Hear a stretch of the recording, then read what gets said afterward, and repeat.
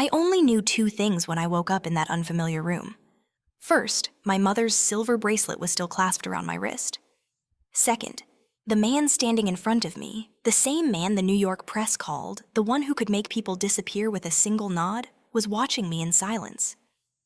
Roman DeLuca leaned down, his cold fingers lifting my chin, his gaze so dark it tightened my chest. "You should be afraid of me." "Emily," he said slowly. Then his lips curved, almost gently. "But you're already too late." Cut to black. 3 days earlier. The first thing I noticed was the silence. Not the peaceful kind, the kind that presses against your skin, heavy and suffocating, as if the entire room has collectively decided to hold its breath. The second thing I noticed was the sound of porcelain shattering at my feet. The plate had slipped from my fingers before my mind could catch up. It hit the marble floor with a sharp, unforgiving crash, fragments skidding across the black tiles like scattered secrets. I froze. Every conversation in Bella Vita died instantly. I dropped to my knees, cheeks burning, hands trembling as I tried to gather the broken pieces before anyone could say a word. My exhaustion betrayed me double shifts, sleepless nights, the constant pressure of bills piling higher than hope. "Damn it," I muttered. Then, without thinking, the words followed. Soft, bitter, Italian. Che disastro. The moment the curse left my lips, the air changed. Not the manager's familiar irritation, not the judgmental stares of wealthy diners used to perfection. Something sharper, colder. I felt it before I saw it. I looked up. At the far end of the room, seated at the table no one dared approach without permission, a man was watching me, not glancing. Watching. He sat with his back to the wall, posture relaxed yet alert, dark suit tailored so precisely it looked like it had been stitched onto his body. One arm rested casually on the chair beside him, fingers adorned with a simple silver ring that caught the light when he moved. His gaze met mine, and didn't let go.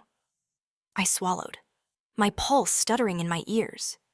I'd lived in Manhattan long enough to recognize that face not from personal experience, but from headlines whispered over morning coffee and warnings spoken in lowered voices. Roman DeLuca. The name alone carried weight. Power. Fear. People said he owned half of what you couldn't legally prove belonged to anyone. That deals were made or broken with a single look from him. That men disappeared when they disappointed him. And now, inexplicably, he was standing. The manager rushed toward me, face flushed with anger, already forming excuses for the disturbance. I barely heard him. My attention was locked on Roman DeLuca as he crossed the dining room with unhurried steps. Each one echoed. He stopped in front of me and bent down, picking up a shard of porcelain between his fingers. The fragment looked absurdly fragile against his hand. "Say that again," he said. His voice was low, controlled, not loud enough to draw attention, not soft enough to be ignored. I blinked. I'm sorry." He lifted his eyes to mine. Slowly, my heart slammed against my ribs. I understood then too late that something had gone terribly wrong. You understood me?" I asked before I could stop myself. One corner of his mouth curved, not quite a smile, more like recognition. "Perfectly," he replied, in fluent Italian. The room seemed to tilt.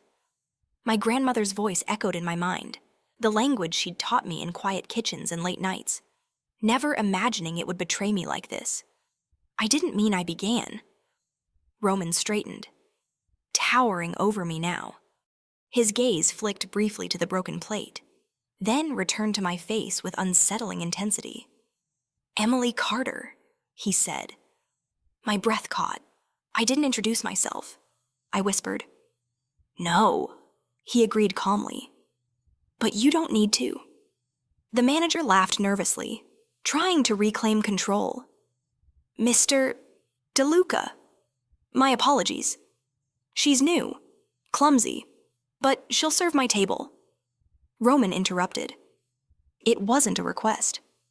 The manager hesitated for exactly half a second before nodding. Of course. Immediately. As Roman turned back toward his table, my legs felt like they might give out beneath me. Serve his table. I straightened my uniform dress with shaking hands, forcing myself to breathe as I approached the most dangerous man in the room. His companions? 3 men dressed in dark suits fell silent as I arrived. Good evening, I said, professional smile in place. May I take your order? The others spoke first. Whiskey? Scotch? Neat? Roman waited. And for you, sir, I asked. He studied me like I was a puzzle he'd already begun to solve. You're not from here, he said. I live here. I replied carefully. That's not what I meant. I hesitated. I'll have to check on the wine list. Barolo, 2010 Reserve. I nodded, turning to leave when his voice stopped me again. Emily. I looked back. Bring it yourself, he said. No one else.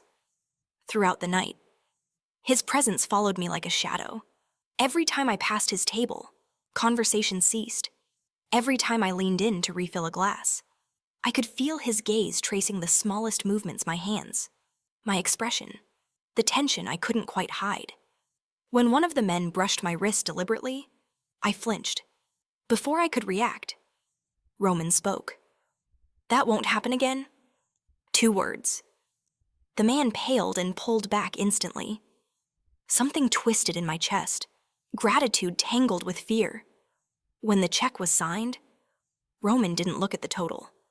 He stood, handed it to me, and his fingers brushed mine. A spark of awareness shot up my arm, unwanted and undeniable. You dropped this, he said. He held out a silver bracelet. My bracelet, the one my mother had given me. I hadn't even noticed it was missing. Thank you. I breathed. Roman fastened it around my wrist himself, movements surprisingly gentle. Be careful with precious things, he murmured. They disappear easily. It sounded like advice. It felt like a warning. Outside, the night air was cool as I waited for the subway that never came. When the black Bentley pulled up beside me, my instincts screamed to run. The window lowered. Get in, Roman said.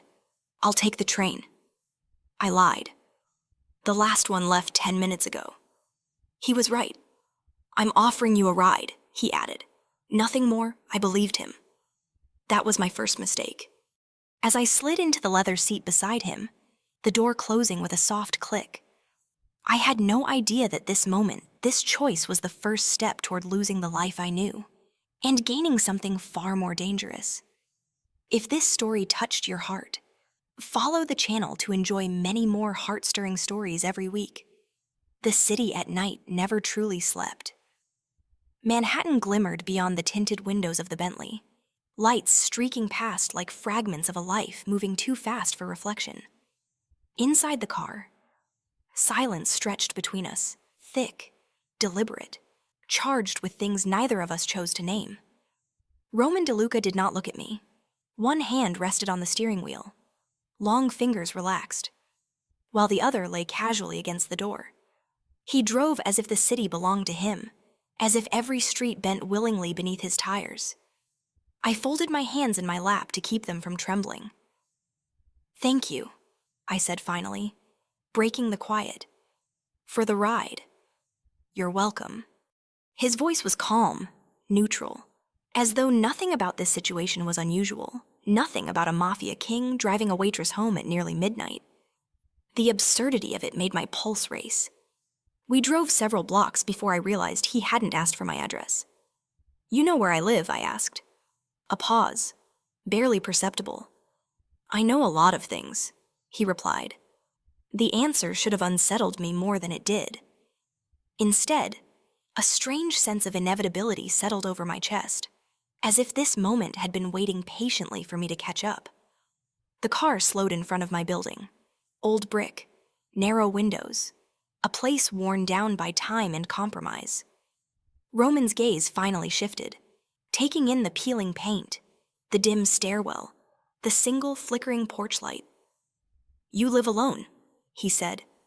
Yes. Another statement, not a question. He cut the engine and turned toward me. Up close. His presence felt heavier, his attention absolute.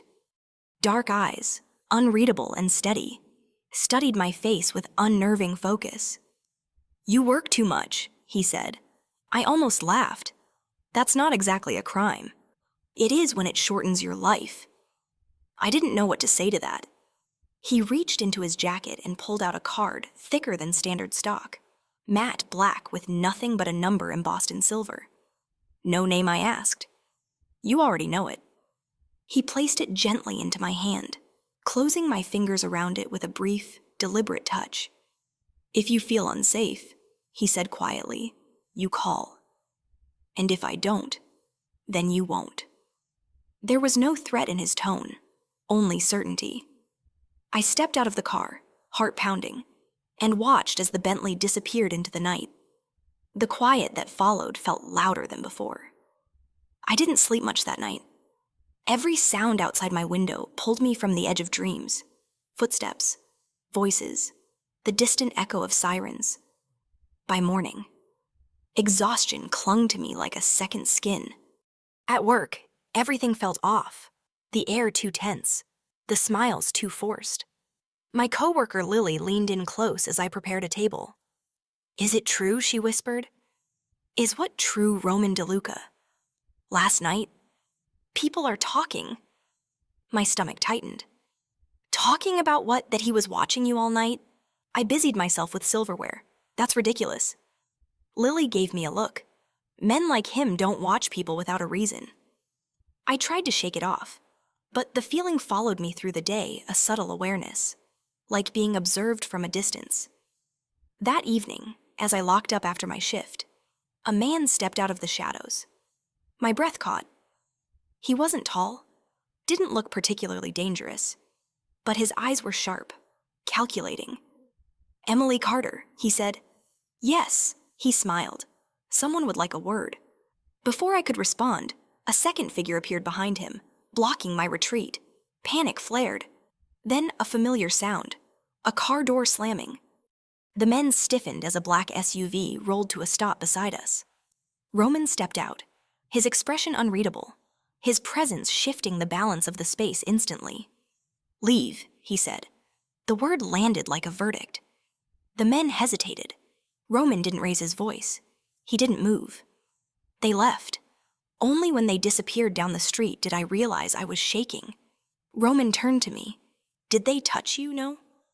Good. That's it, I snapped. Fear giving way to anger.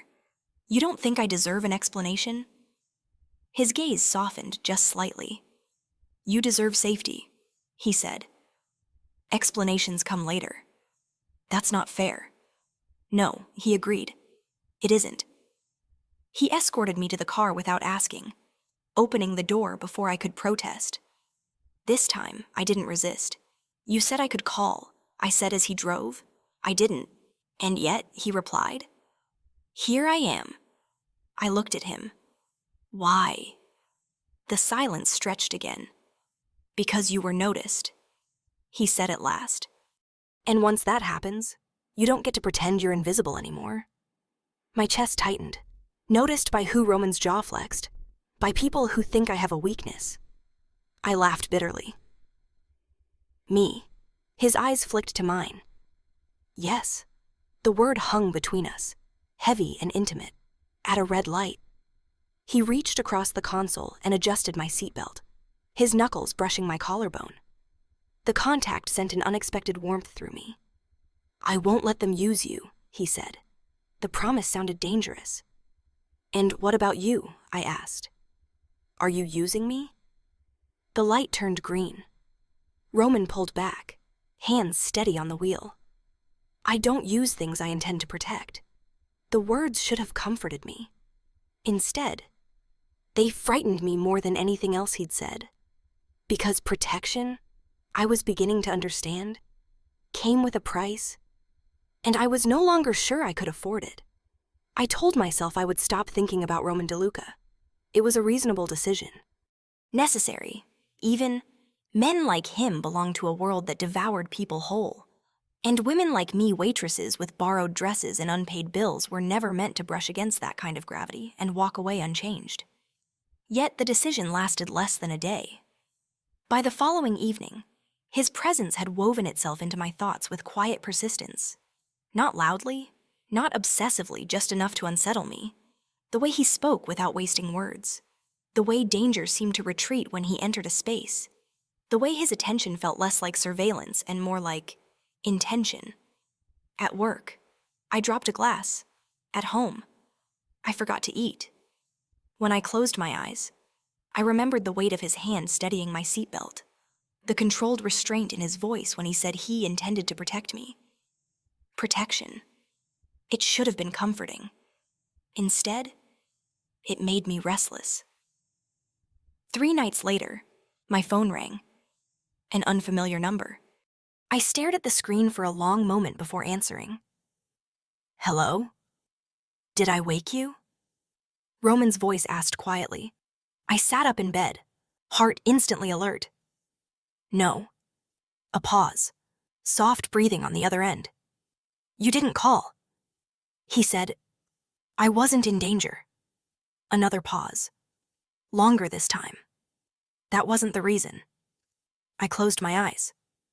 Then why are you calling now? Because you've been followed twice today. Cold slid through my veins. That's not possible. I didn't see anyone. You weren't supposed to.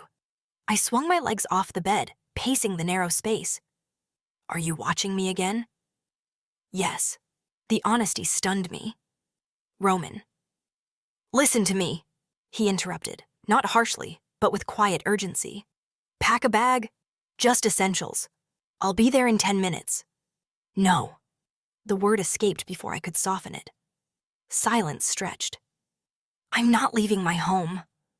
I continued, forcing steadiness into my voice.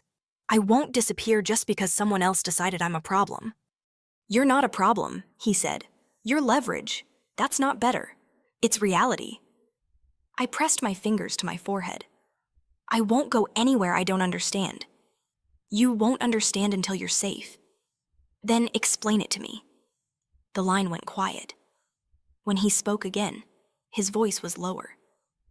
Open the door, he said. I'll explain it in person. 10 minutes later, Roman stood in my living room. The space felt smaller with him in it. The cracked windowsill, the faded couch, the uneven floorboards, everything I'd learned to accept suddenly seemed exposed under his gaze. This is where you sleep, he said softly, glancing toward the bedroom. Yes, you lock your door. Yes, your windows. Most of the time. He turned to face me fully. That's not enough. Enough for what I challenged. For people who don't hesitate. The weight of his words settled heavily between us. He stepped closer, lowering his voice. Someone believes you matter to me. I barely know you. You know enough. His eyes searched mine, not predatory, not distant, but intensely present, as if he were measuring something unspoken between us. Why me? I asked quietly. Roman exhaled. Because you don't look at me like I'm untouchable. I look at you like I should be careful. Exactly. He reached into his coat and placed a small object on the table. A phone. No tracking apps, he said. Direct line. If it rings, you answer. If you call, I come. And if I don't want this? He met my gaze without flinching. Then I'll still protect you. From a distance. That frightened me more than the alternative. I swallowed. Where would I go? For now. Somewhere neutral. Neutral for you, I said. Or neutral for me. The corner of his mouth lifted faintly. You're learning. We drove out of Manhattan just before dawn, the city fading behind us as the road curved into quieter territory. The house he brought me to was modest but secluded clean lines, high windows, a sense of deliberate anonymity. This isn't a hideout, I said. No, Roman replied. It's where I think clearly.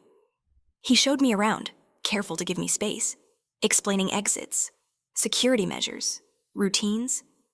He didn't touch me, didn't crowd me. The restraint felt intentional. That night, a storm rolled in. Thunder rattled the windows, rain tapping insistently against the glass. I stood in the kitchen, unable to sleep, watching lightning split the sky. Roman joined me without a sound. "You should rest," he said. "So should you." He leaned against the counter. "I will." Neither of us moved. The storm intensified, the electricity in the air mirroring the tension between us. "Are you afraid of me?" he asked suddenly. The question caught me off guard. "Yes," I admitted, "a little. And yet you're here. I don't think you'd let anything happen to me." His gaze darkened. "That's the dangerous part." "Why?" "Because once I commit to something," he said, voice low, "I don't let go." The truth of it sent a shiver through me. I stepped closer before I could stop myself. "And if what you're protecting stops being appropriate?" His hand lifted slowly, stopping just short of touching my arm. "Then I leave," he said.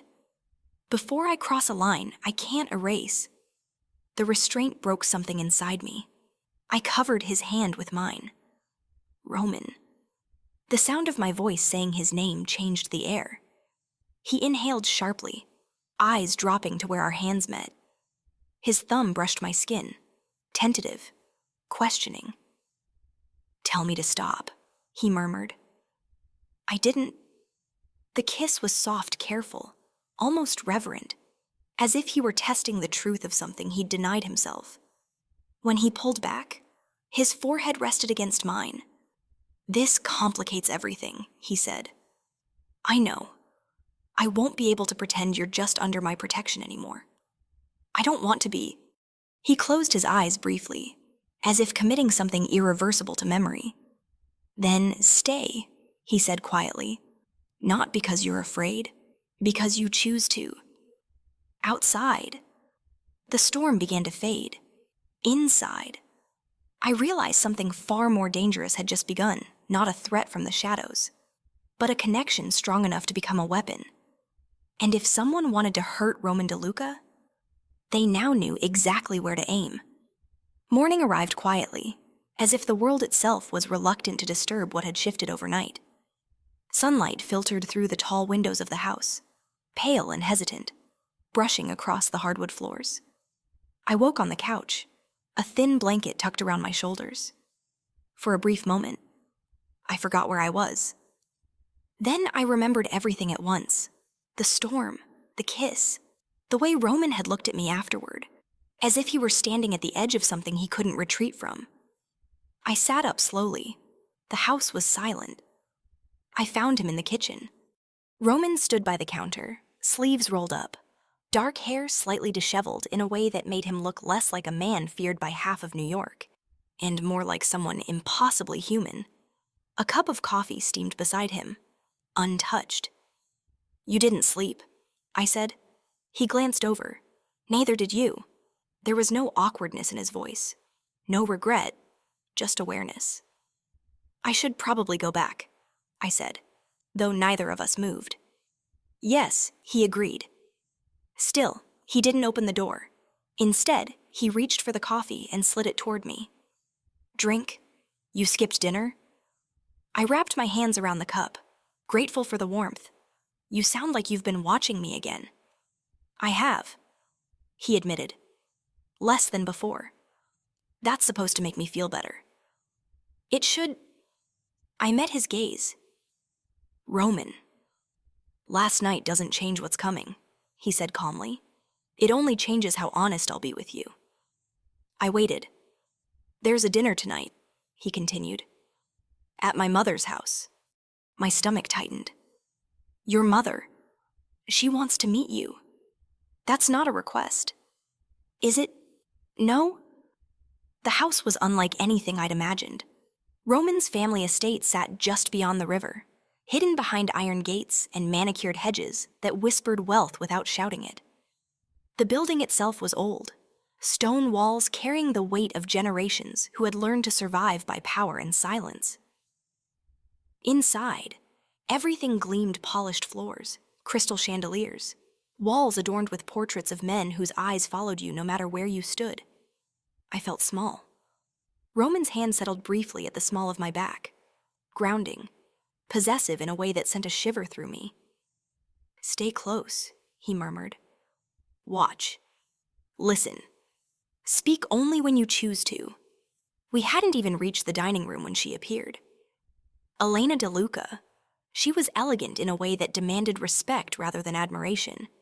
Her silver hair was pulled back neatly, her expression composed, eyes sharp with intelligence and experience. "So," she said, her gaze sliding to me, "this is her?" Roman didn't flinch. "This is Emily." Elena stepped closer, studying me as one might assess a valuable object whose purpose had yet to be decided. "You're younger than I expected," she remarked. I met her gaze. "So are you." A flicker of surprise crossed her face, then amusement. "Interesting," she said. "You may sit." Dinner was a quiet battlefield.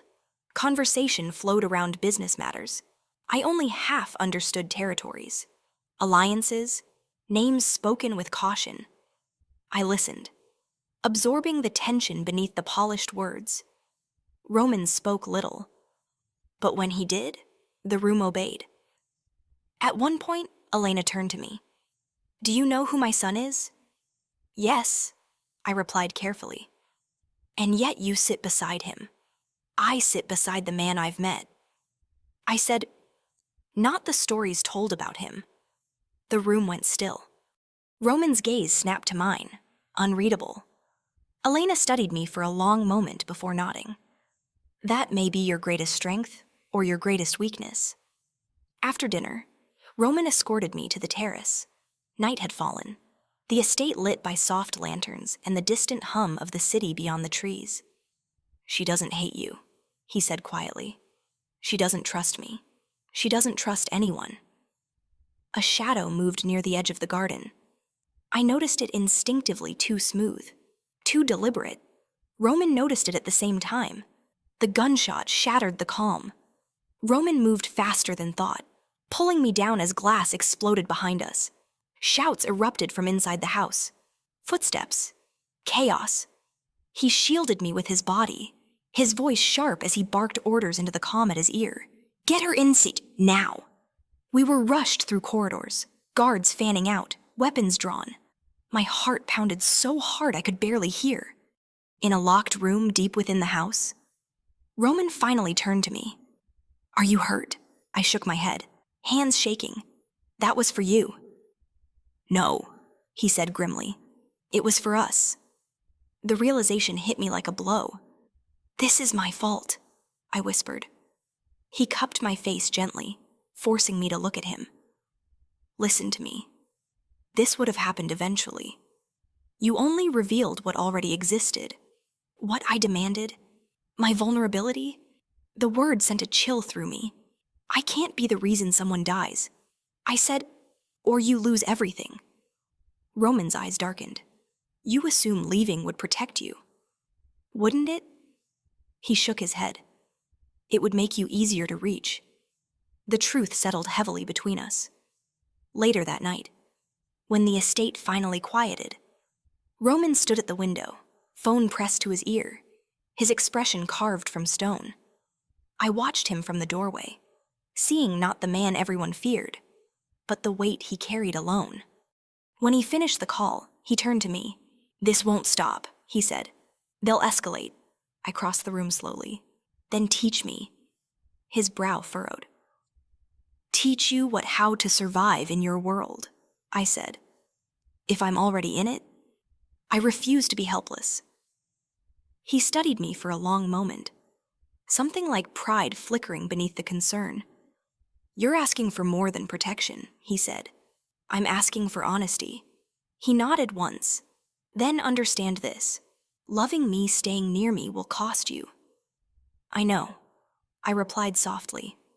He reached for my hand, intertwining our fingers. "And leaving," he added, would cost you more. Outside, somewhere beyond the walls, someone was already planning their next move.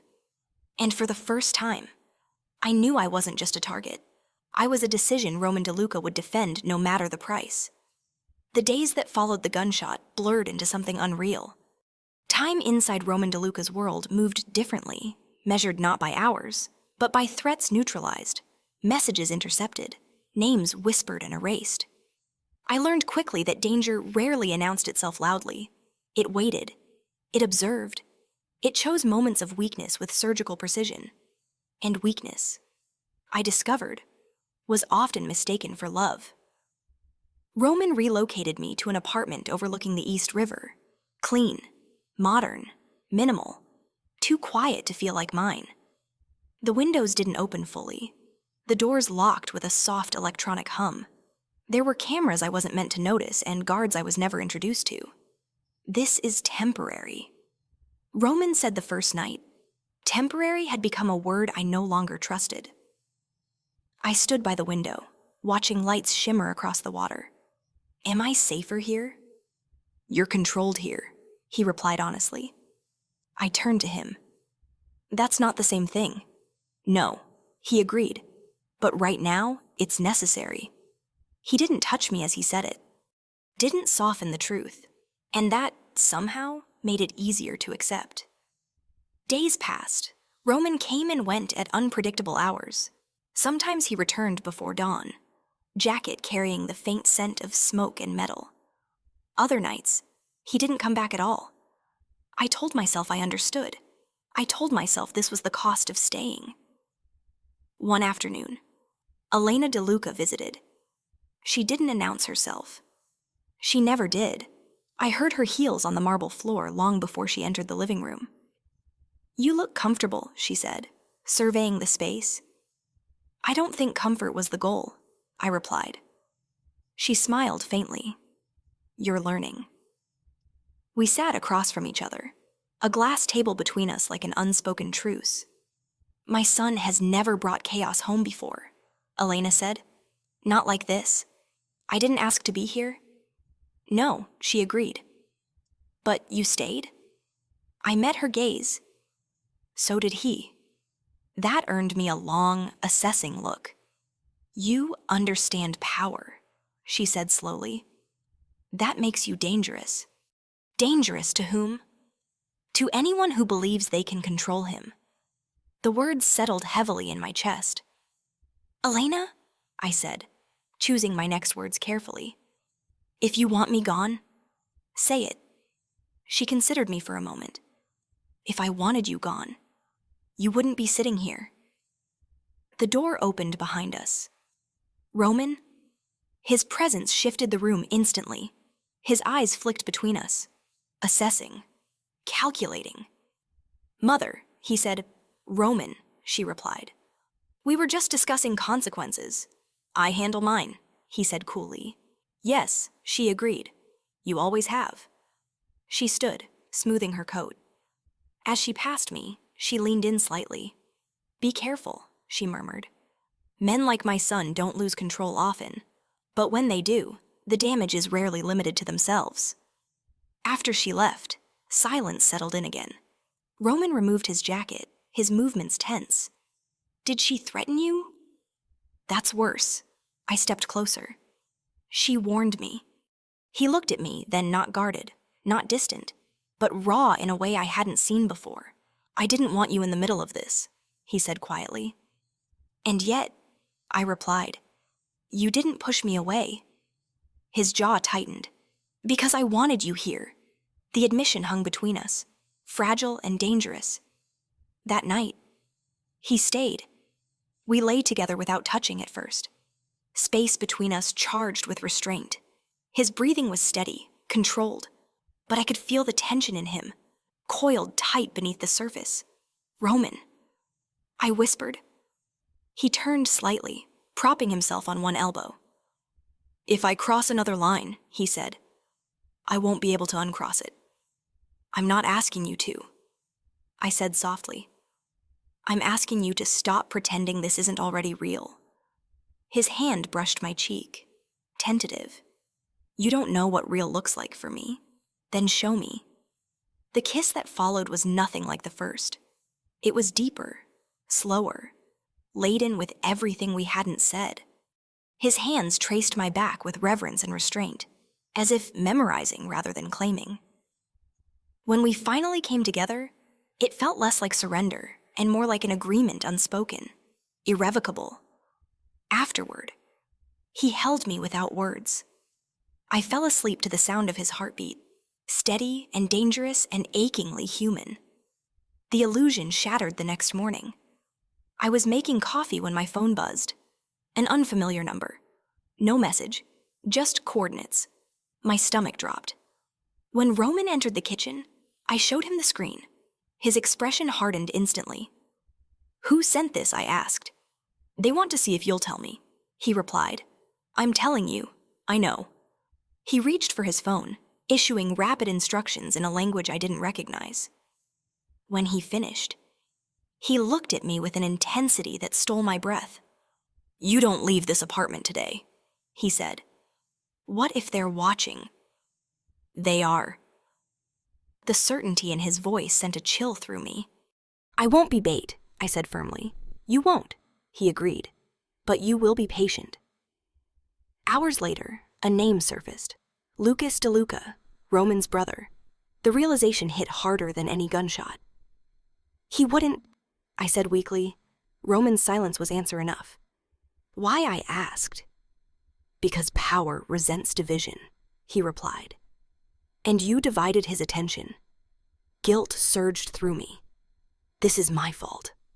"No," he said sharply. "This is his choice."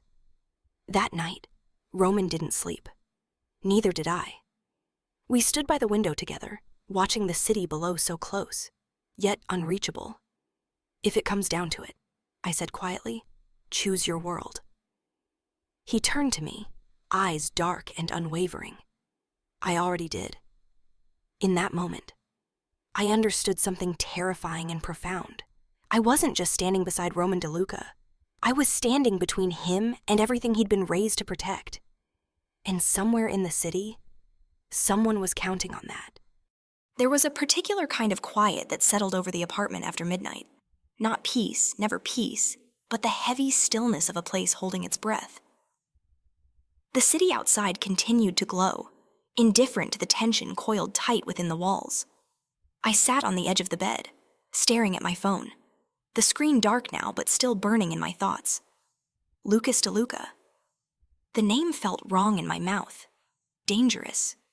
Too close to Roman to be real. Roman stood near the window, his silhouette cut sharp against the glass. He hadn't taken off his jacket, hadn't loosened his tie, as if staying half ready might somehow keep betrayal from cutting deeper. "You don't have to stay here," he said without turning. "I can move you again." I lifted my gaze. And run every time the truth gets closer. He turned then, eyes dark and unreadable. "This isn't a truth you fight head on." "Then what is it?" "A wound," he said quietly. "One you don't press unless you're ready for blood." I stood and walked toward him, stopping just short of touching. "You said you'd be honest with me." He closed his eyes briefly, as if bracing himself. "Lucas has always wanted more," he said. "Not power exactly, recognition. The kind that makes men believe they exist. And you had it." "I earned it," Roman replied. He resented that.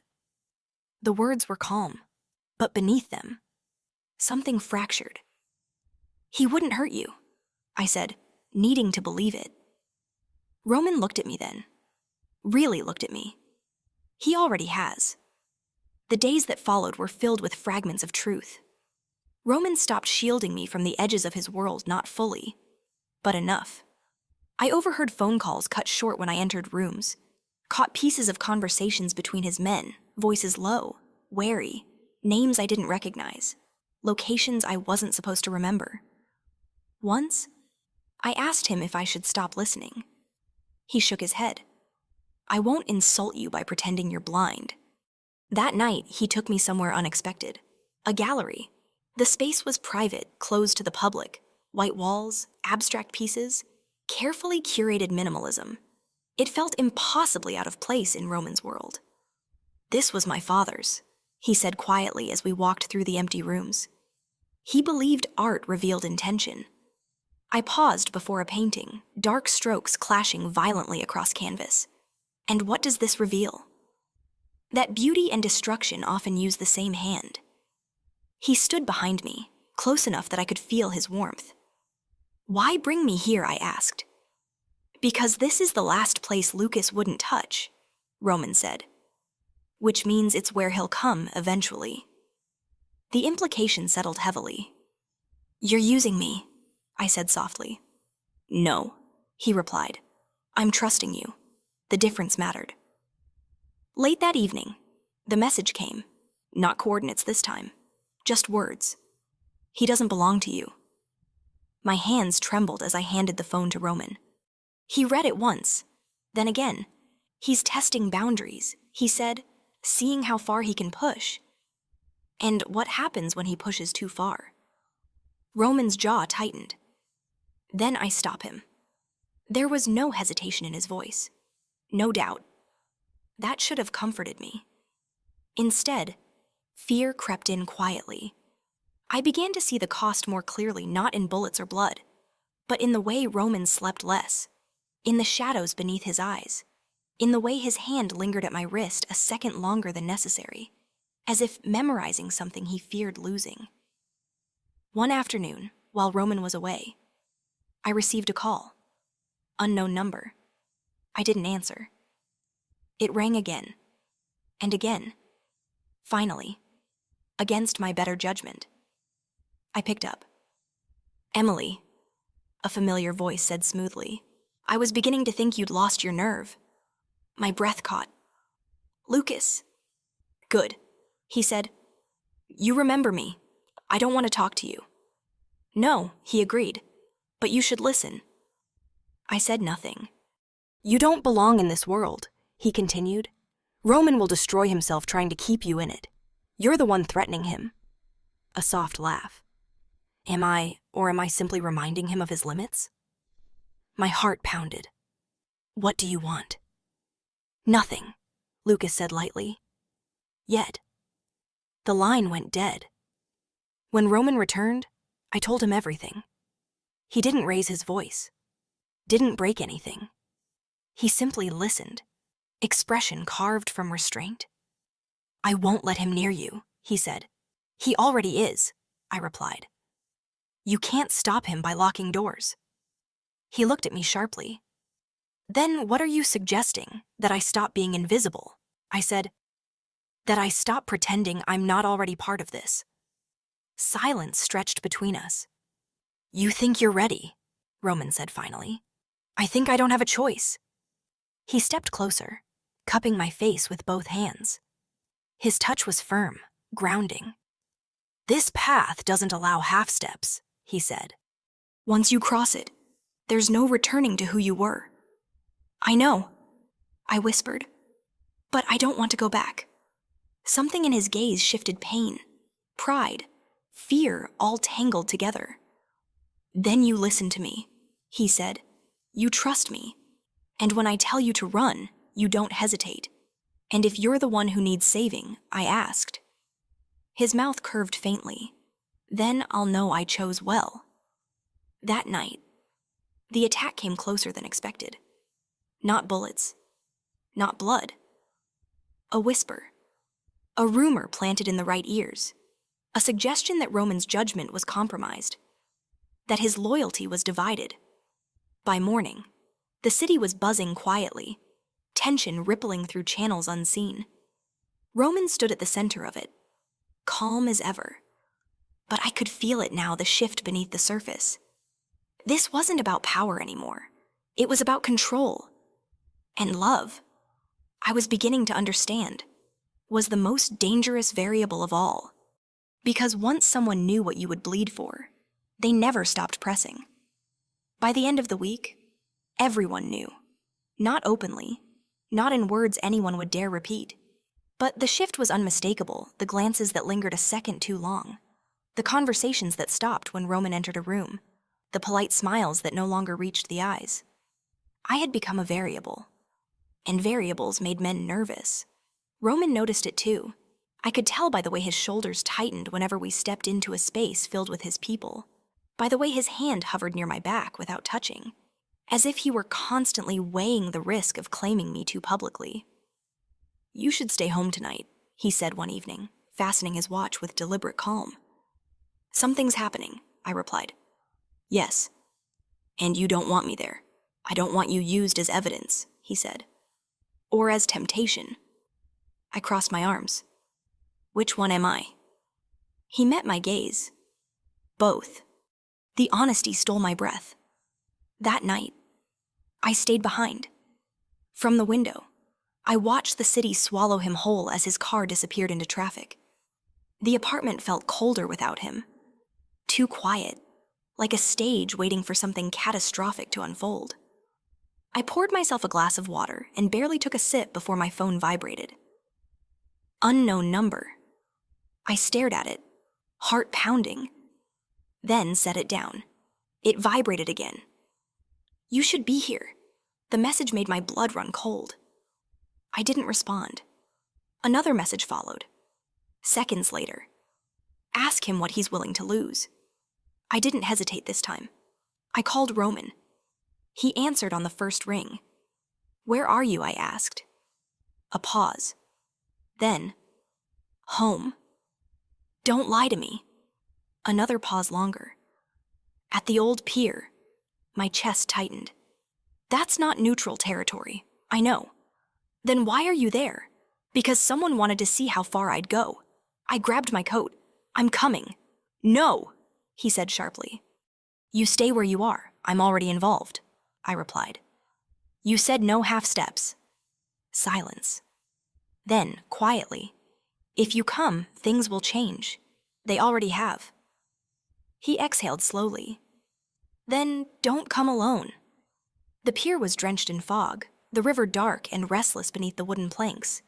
Shadows moved like ghosts between shipping containers, shapes half seen and half imagined.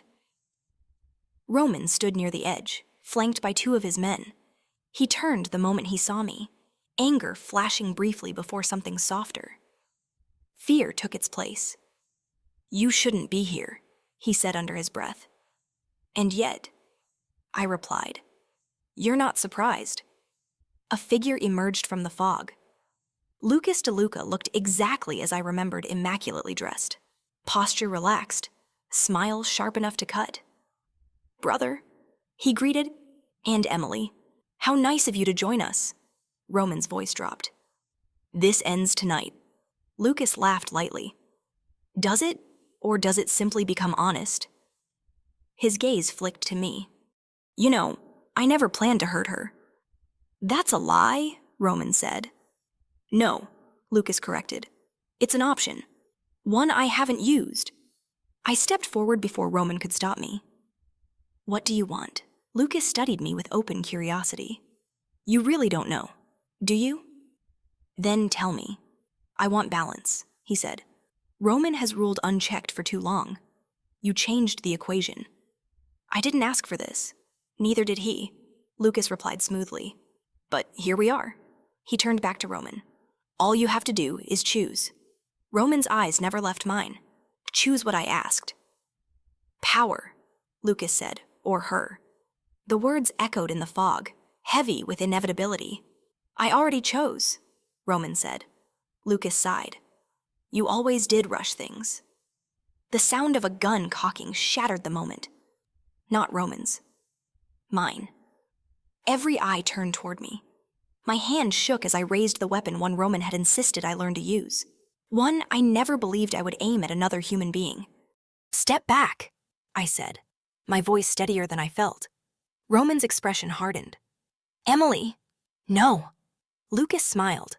"Fascinating." "Leave," I repeated. "This ends now." Lucas studied me for a long moment, then slowly raised his hands. "You see," he said to Roman, "she's already crossed the line." Sirens wailed in the distance. Lucas's smile faded. Another time, then he disappeared into the fog as quickly as he'd arrived. The pier emptied, tension dissolving into the night.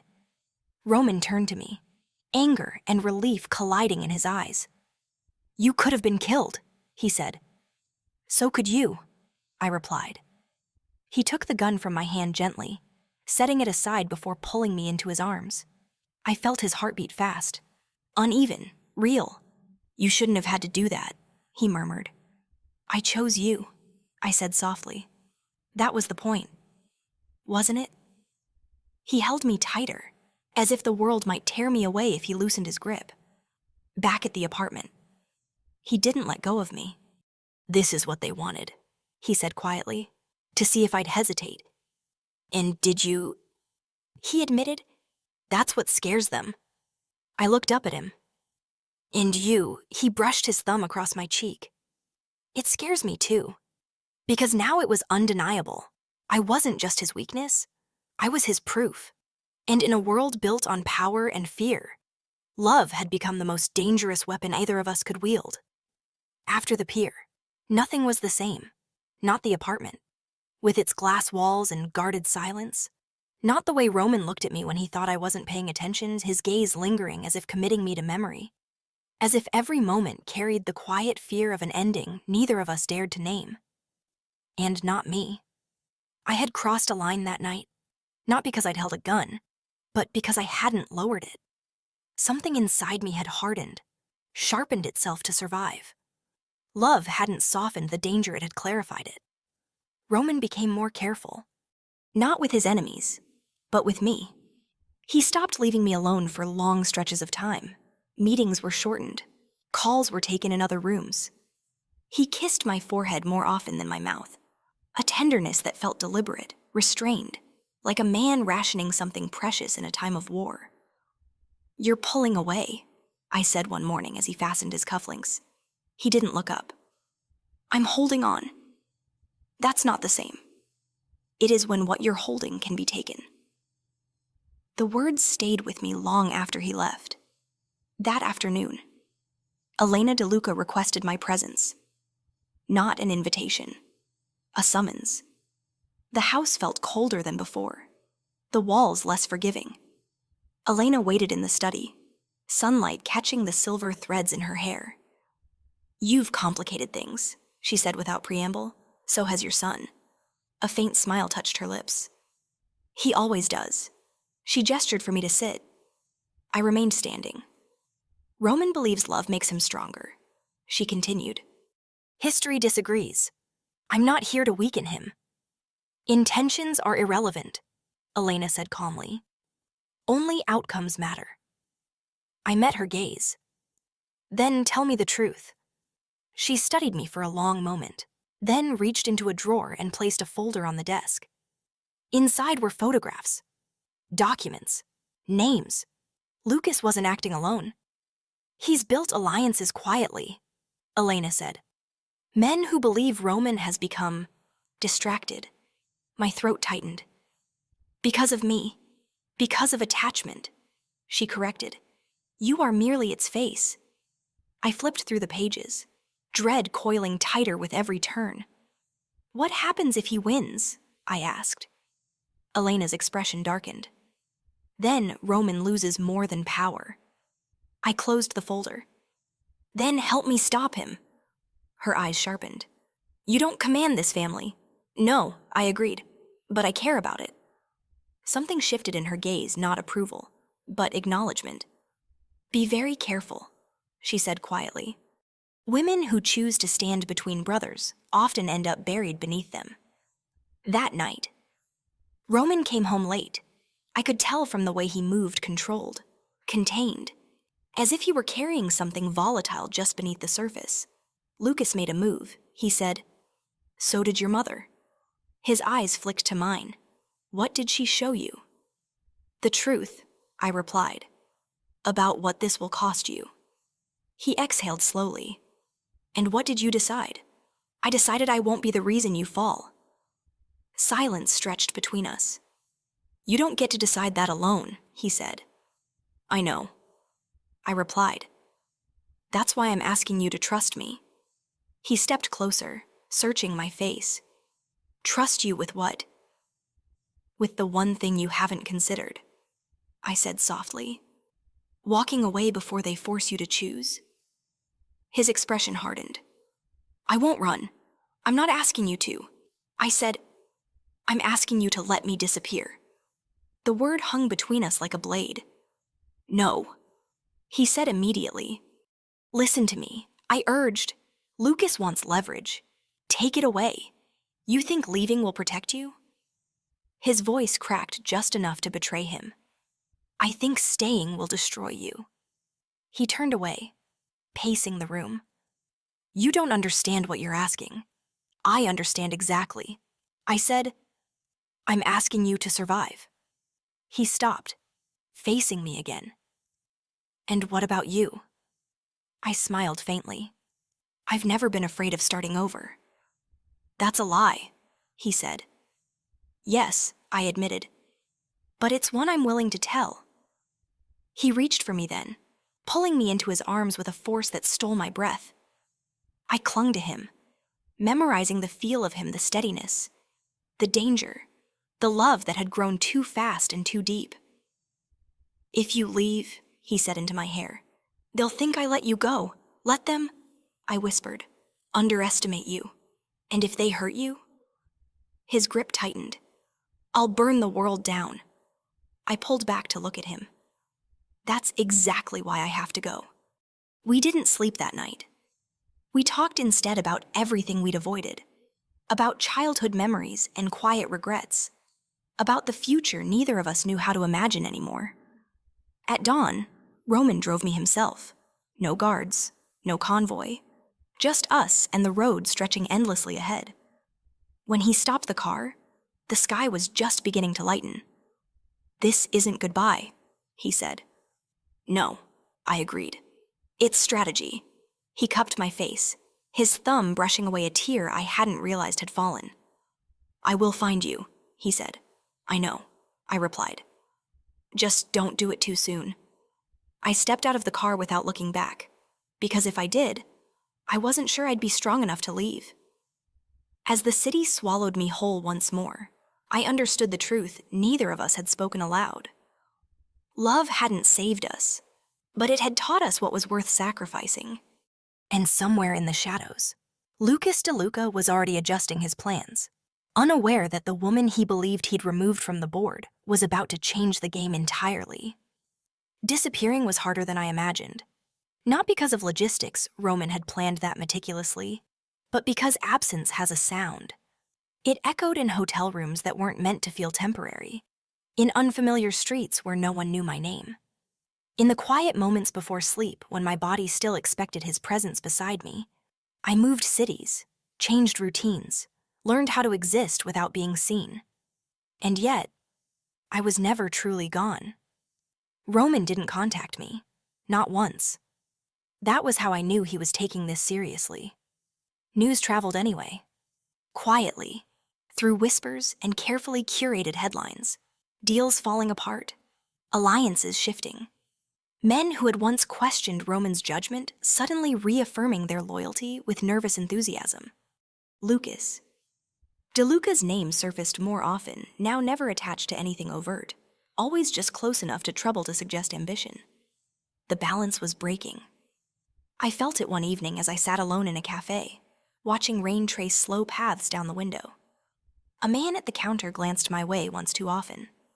Another lingered near the door longer than necessary. I finished my coffee and left without hesitation. By the time I reached my apartment, my phone vibrated. A message from an unknown number. He's making his move. No signature, no threat, just truth. I didn't need to ask who sent it. I packed a bag and waited. Back in New York, Roman stood at the center of the storm he'd spent months anticipating. Lucas had overplayed his hand. Not with violence that would have united the families against him, but with persuasion, promises, quiet suggestions that Roman's attachment had softened his edge, that the empire needed colder leadership. It was a compelling argument. Until it wasn't. Roman sat in the private conference room, hands folded, expression unreadable as Lucas spoke. You've changed, Lucas said calmly. You've grown predictable. I've grown selective, Roman replied. There's a difference. You let her go, Lucas pressed. That's weakness. Roman's gaze sharpened. No, that was restraint. Murmurs rippled around the table. Lucas smiled thinly. Then prove it. End this distraction. Publicly. The room went still. Roman leaned back in his chair. You want a demonstration? Yes, Lucas said. For everyone. Roman nodded once. Then watch carefully. The doors opened. Not for me, for Elena DeLuca. She entered the room with quiet authority, placing a folder on the table. This discussion has gone on long enough. She opened the folder. Documents, transfers, communications intercepted months earlier, proof of Lucas's alliance is foreign, opportunistic, disloyal. You were never patient, Elena said coolly. That was your mistake. The room erupted. Roman stood as Lucas backed away. Disbelief etched across his face. You chose her over blood. Lucas spat. Roman's voice was calm. No, I chose the future. Guards stepped forward. As Lucas was escorted out, his gaze locked on Roman, furious, calculating. This isn't over. He promised. Roman didn't respond. Because it was... Hours later, my phone rang. A number I knew by heart. I answered without speaking. You can come home, Roman said. The word landed softly. Is it safe, I asked. For you, he replied. Always. And for you. A pause. I made the last move. He said, now I'm choosing what comes after. I closed my eyes. Then I'm coming back. I said, we didn't meet in New York. He chose somewhere quieter, a coastal town where the air smelled like salt and beginnings. When I saw him across the small harbor, standing alone beneath a sky just beginning to lighten, something inside me finally loosened. He looked different, not less dangerous, but steadier, as if the weight he'd carried had shifted into something he could live with. You shouldn't have come alone, he said as I approached. I trusted you, I replied. He studied me, eyes dark and searching. You disappeared. I survived. I said, so did you. He reached for my hand, tentative, as if giving me the choice he'd once denied himself. I can't promise you a simple life, he said quietly, but I can promise you honesty. I don't need simple. I replied, I need real. He smiled, then small, genuine. We walked along the shore as the sun began to rise, neither of us speaking for a while. Lucas won't stop entirely, I said eventually. No, Roman agreed, but he won't win. And us? I asked. He stopped, turning to face me fully. Us, he said, is the one thing I won't negotiate. The warmth of his words settled into me like a promise finally kept. Behind us, the night receded. Ahead, the day waited. And for the first time since that shattered plate changed everything, the future felt less like a battlefield and more like something we were choosing together. The sea was calm that morning, the kind of stillness that felt earned rather than borrowed. I woke to the sound of waves brushing gently against the shore and the warmth of sunlight filtering through thin white curtains. For a moment, I didn't remember where I was or who I was without fear. Then I felt it, an arm around my waist, steady and sure, anchoring me to the present. Roman was awake. He lay beside me, propped on one elbow, watching me with an expression I had only recently learned to recognize.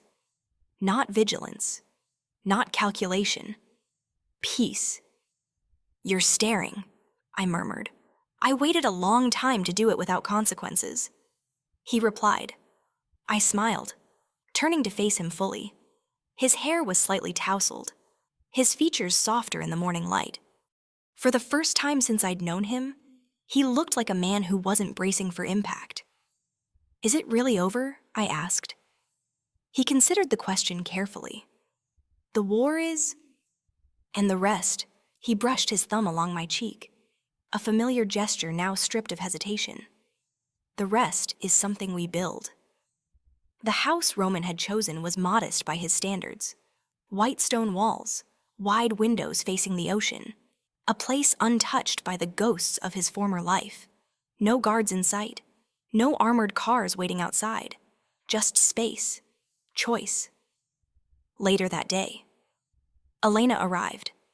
She stepped out of her car with the same quiet authority she always carried, her gaze sweeping over the house, the sea, me. When her eyes met mine, there was no hostility there, only something thoughtful, almost softened. "You look well," she said. "So do you," I replied. She turned to Roman. "You've dismantled half the structure your father built. I rebuilt it," Roman corrected calmly. "With fewer shadows." Elena studied him for a long moment, then nodded. "You've chosen differently." "Yes," he said. "I have." Her gaze returned to me. "And you're staying?" I took Roman's hand. "Yes." Something unreadable passed through her expression, then acceptance. "Then protect each other." She said, "That's the only legacy that lasts." She left shortly after. The sound of her car fading into the distance, like the closing of a chapter neither of us needed to reopen. As the weeks passed, life unfolded quietly. Roman no longer ruled from behind closed doors or whispered threats. He delegated, negotiated, stepped back where once he would have dominated. Some called it weakness. Those people no longer mattered. We learned each other slowly, deliberately, as if savoring the luxury of time. Mornings spent walking along the shore, evenings cooking meals neither of us was particularly good at, but enjoyed anyway. Conversations that drifted from the weight of our pasts to the shape of a future that felt astonishingly possible. One evening, as the sun dipped low and painted the sky in shades of gold and rose, Roman led me down to the beach. There were no lights, no witnesses, just the sound of the sea. He stopped, turning to face me, his expression uncharacteristically nervous. "I've survived wars," he said quietly, "but this asking you to stay feels like the bravest thing I've ever done." My heart tightened. "Roman," he reached into his pocket and held out a ring, simple, elegant, honest. "I won't promise you safety," he said. "I won't promise you ease, but I promise you truth, choice, and a love I will never weaponize against you." Tears blurred my vision. "I choose you," I whispered, "not because I need protection, but because I want the life we can create together." He slid the ring onto my finger, his hands steady despite the emotion in his eyes. The kiss that followed wasn't desperate or consuming. It was certain. Months later, we stood in the same place, barefoot in the sand, vows spoken softly as the tide rolled in and out like a blessing. No grand spectacle, no opulence, just us. As the sun set, Roman pulled me close, resting his forehead against mine. "You know," he said lightly, "I used to believe love was a liability. And now," he said, smiling, "I know it's the only reason any of this was worth surviving." I leaned into him, the sea stretching endlessly before us. The world Roman DeLuca once ruled still existed somewhere beyond the horizon, dark, complex, unforgiving. But here, in this moment, it had no power over us, because we had chosen something stronger. Not fear, not control, but a love that endured quietly, fiercely, and finally free.